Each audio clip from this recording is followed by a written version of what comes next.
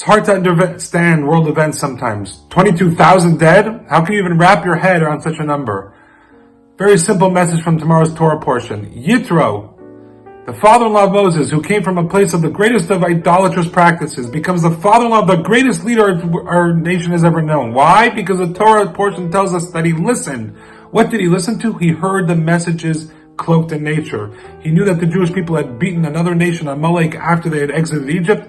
It's a war. One side wins, one side loses. That's it. But he understood that there was something more at play. The Almighty was helping the Jewish people, showing his care and devotion to them, because they were a weak nation and Amalek was a powerful nation. He heard about the splitting of the sea. Maybe it was a meteorological event. The wind was great. The water was low. No, he understood that the Almighty was doing something because of his care and devotion and love for the Jewish people.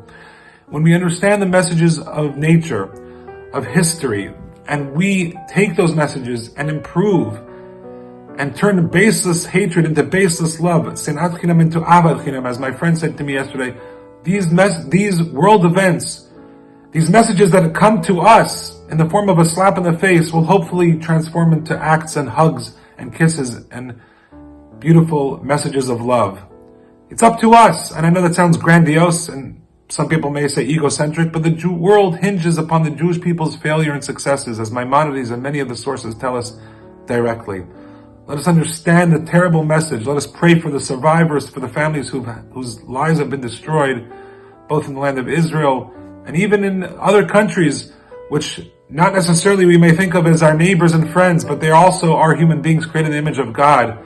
And we have to understand that these are all a wake-up call for us, individually and collectively, to get our act together, to work beyond divisions, and to be able to say to the Almighty, give us your love, give us your hugs, give us your kisses. Please, no more deprivation, no more sadness and pain for us, for the Jewish people, for the land of Israel, and for all of humanity across the globe. We should take the message that Yisro understood.